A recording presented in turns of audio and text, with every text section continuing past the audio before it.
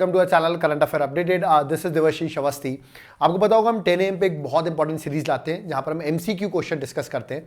आज lecture number 86 है और आज जो हमारे एमसीक्यू डिस्कस होने वाले हैं वो होने वाले इकोनॉमिक्स पर। ऑफ कोर्स हम सब्जेक्ट के साथ कुछ करंट अफेयर्स के भी क्वेश्चन डिस्कस करते हैं।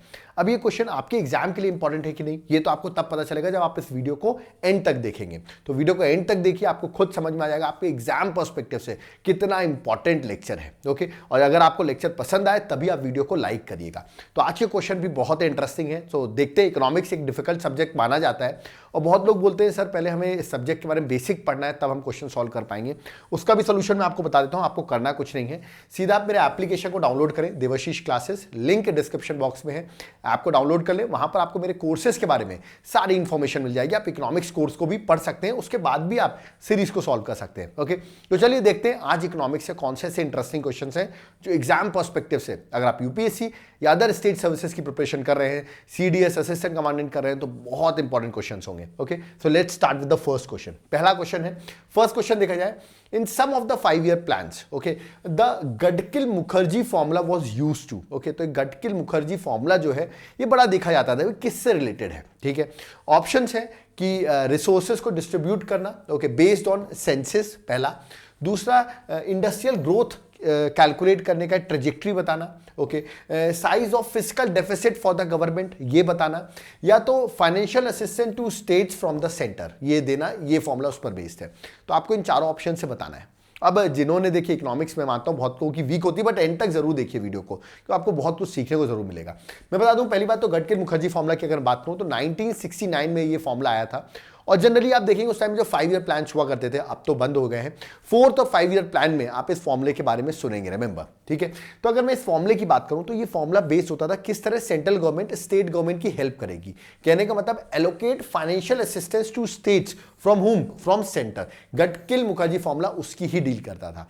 तो ये पॉइंट आप याद रखिए। Correct answer option number D है, बट इजी क्वेश्चन है, एग्जाम में आ जाएगा, थोड़ा सा ट्रिकी हो सकता है क्योंकि आप समझ नहीं पाएंगे।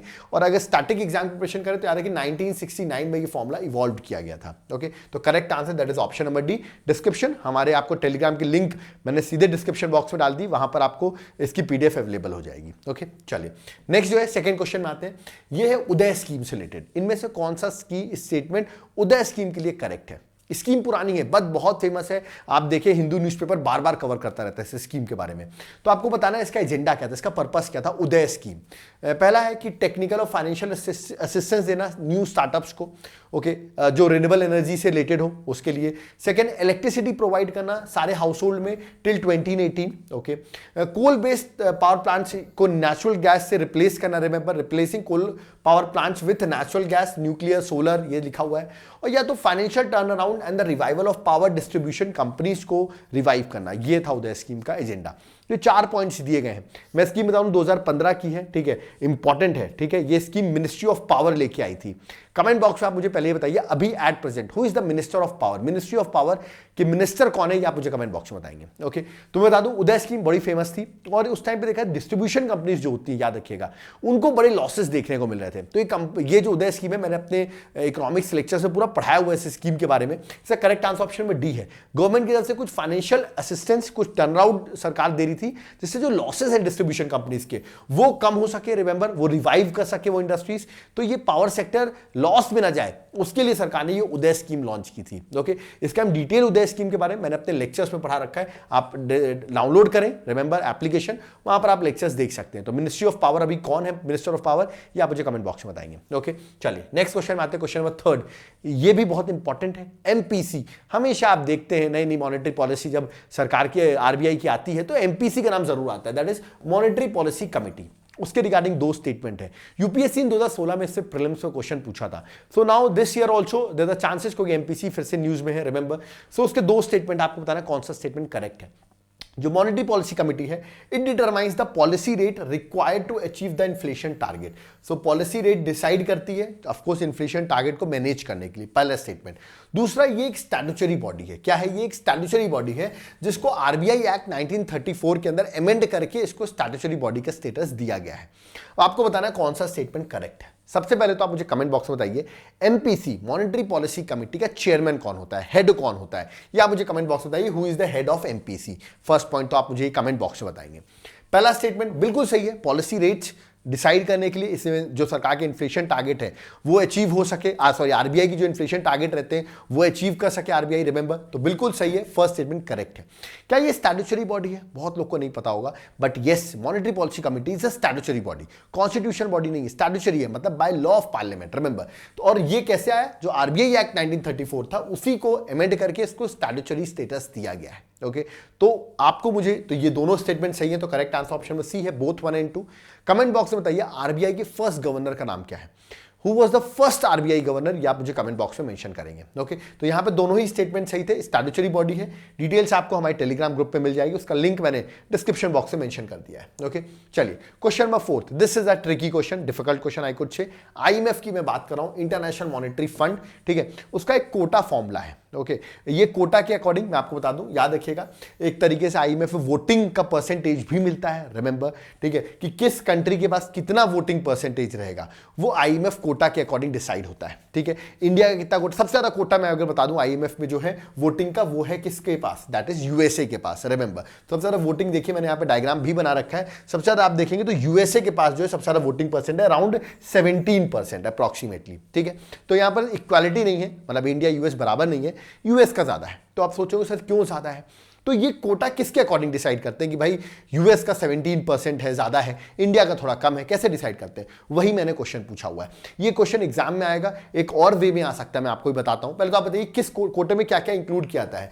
Weighted average of GDP, openness, contribution to IMF, economic variability या इंटरनेशनल रिजर्व्स। तो अगर जिसको नहीं पता है, मैंने वैसे आईएमएफ में पढ़ाया हुआ है, बट अगर नहीं पता है तो उसको अब याद कर लेना आप। ओके, ऑप्शंस आपके सामने दिए गए हैं, आप करेक्ट मार्क कर सकते हैं अगर आपको पता हो। एक तो है all the above, A option है 1 2 3 4 5, ओके, बी है 1 2 3 5, 1 2 4 5, 1 2 3 4, ओके। तो ऐसे करके ऑप्शंस है। कुछ लोग सोच रहे होंगे सर सबका ही रोल होगा, बट डिफिकल्ट है हमारे लिए, तो मैं बता दूं 3 जो है वो गलत है, 1 2 4 5 is the correct answer, that is option number C. Contribution to IMF नहीं है, रिमेंबर, बाकी सारे हैं। अब किसका कितना परसेंटेज है वो भी मैं आपको बताता हूं, ये हो सकता है अगले एग्जाम में पूछ लूं मैं आपसे।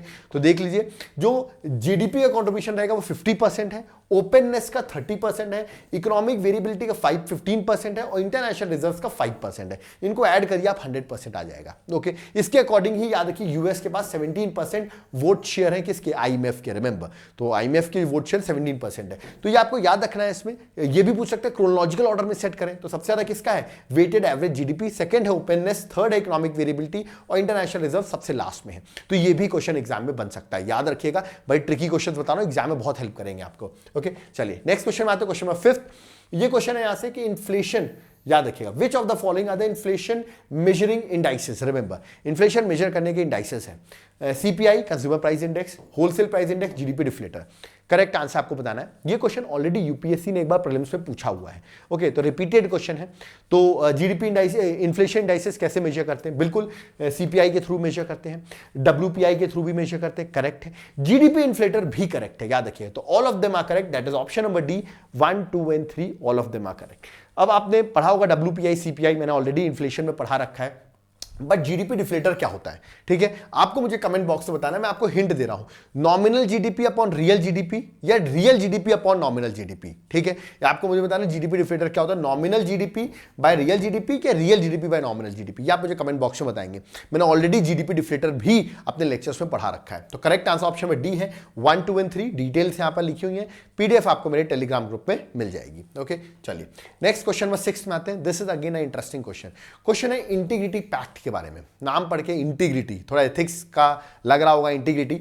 अब ये क्वेश्चन अगर आ जाता है एग्जाम में तो ये कंफ्यूज कर सकता है, मेरा ऐसा मानना है।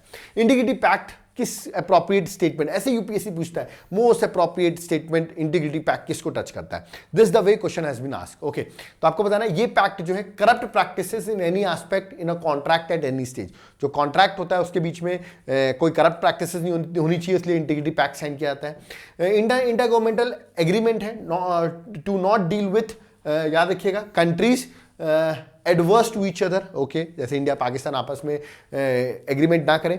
Prohibiting any environmental damage while infrastructure development. Okay, अब पैक्ट बिटवीन पॉलिटिकल पार्टीज की वो टेंटेड कैंडिडेट्स को इलेक्शन में नहीं कंटेस्ट कराएं। ओके, अब आपको करेक्ट आंसर बताना है। बिल्कुल ही चारों स्टेटमेंट एकदम अलग अलग है, एक एनवायरमेंटल है, एक पॉलिटिकल है, अगर आप देख रहे हैं एक इंटरनेशनल है, एक आपको कॉन्ट्रैक्ट से रिलेटेड दिख रहा है। तो करेक्ट आंसर क्या है?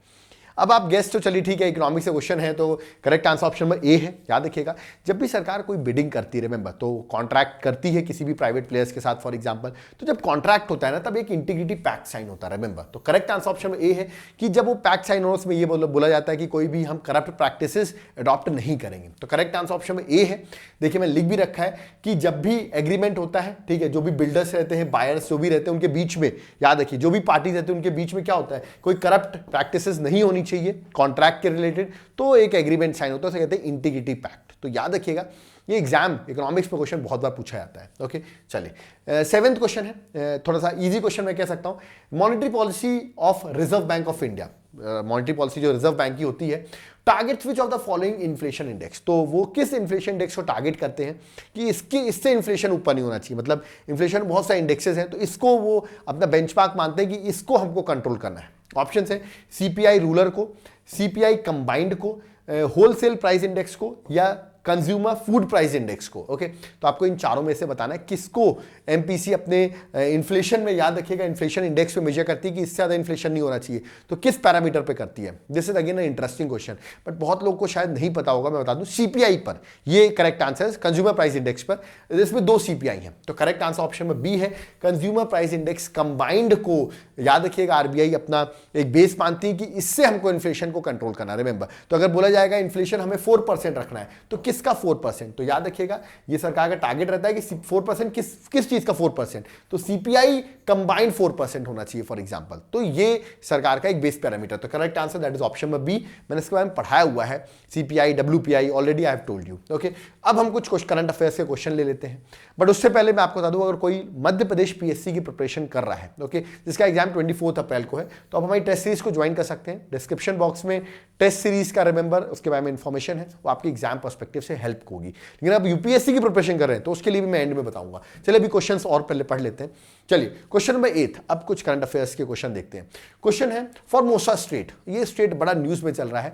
मैंने पूछ लिया ये स्ट्रेट, ऑफ कोर्स स्ट्रेट क्या होता है, एक वाटर बॉडी का चैनल जो 2 बड़े लैंड मास को डिवाइड करता है। ओके तो आपको बताना है ये फॉर्मोसा स्ट्रेट जो किस कंट्री को सेपरेट कर रहा है, Philippines China, Taiwan China, Japan and China, Russia and China.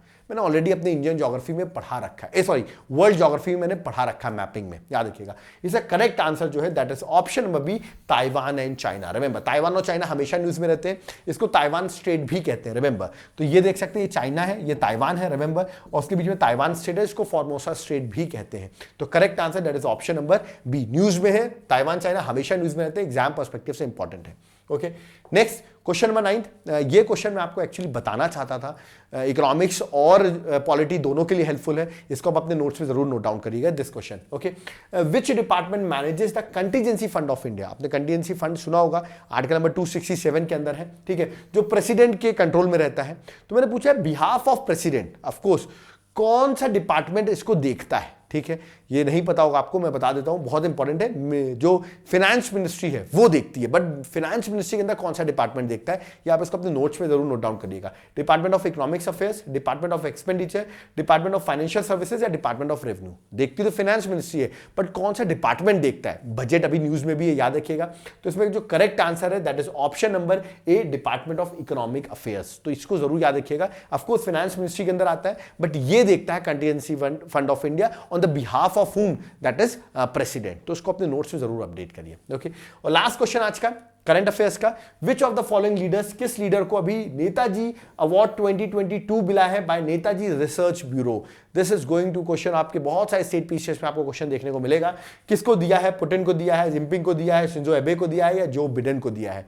तो ये अभी हिंदू का रिसेंटली ये हेडिंग थी, इसलिए मैं बता रहा हूं बहुत इंपॉर्टेंट है। इसका करेक्ट आंसर जो है दैट इज जापान के ex prime minister that is Shinzo एबे। रिमेंबर तो उनको ये अवार्ड दिया गया है बाय नेताजी रिसर्च ब्यूरो जो कि कोलकाता बेस्ड है। रिमेंबर तो correct answer option number C है, इसको नहीं पता था, करंट अफेयर्स अभी न्यूज में हिंदू के फ्रंट में आया हुआ है ये आर्टिकल। रिमेंबर तो यहां पर हमारी जो सीरीज थी वो कंप्लीट होती है 10 क्वेश्चंस की। अब आप सोचोगे सर हम यूपीएससी का भी एग्जाम दे रहे हैं, उसके लिए क्या करें, जो 5 जून को है, तो उसके लिए भी हमारी यूपीएससी की भी टेस्ट सीरीज है। डिस्क्रिप्शन बॉक्स में यूपीएससी टेस्ट सीरीज के बारे में मेंशन है, एप्लीकेशन ओपन करो और टेस्ट सीरीज आप ज्वाइन कर सकते हो, ठीक है। तो वहां पर आपको और प्रैक्टिस ऑफ क्वेश्चन अवेलेबल हो जाएंगे। ओके अब आपने यहां पर देखा होगा 10 क्वेश्चन देखे होंगे। बहुत सारे लोगों को इकोनॉमिक्स मेरा मानना है डिफिकल्ट सब्जेक्ट होता है और उसको पढ़ना भी डिफिकल्ट है, इसलिए तो मैं कह रहा हूं को खोलो और इकोनॉमिक्स के लेक्चर्स देख लो, उसके बाद आपको ये इजी लगेगा। ओके आपने कुछ सीखा होगा, कुछ समझा होगा। अब आपको वीडियो पसंद आया होगा तो आप वीडियो को लाइक जरूर करके जाएं, रिमेंबर, क्योंकि हमने यहाँ बहुत ही ऐसे क्वेश्चंस लाते हैं जिससे आपको बहुत कुछ सीखने को मिले, रिमेंबर। तो अगर आपको वीडियो पसंद आया तो वीडियो को लाइक जरूर करें, फर्स्ट टाइम चैनल में आए चैनल को सब्सक्राइब करके रख लें, इसमें आपको फर्दर हमारे नोटिफिकेशन मिलते रहे। जो मैंने आपसे क्वेश्चंस पूछे कमेंट बॉक्स में कमेंट जरूर करें, कोई अगर आप सजेशन देना चाहते हैं कमेंट बॉक्स में जरूर सजेस्ट कर सकते हैं। Thank you.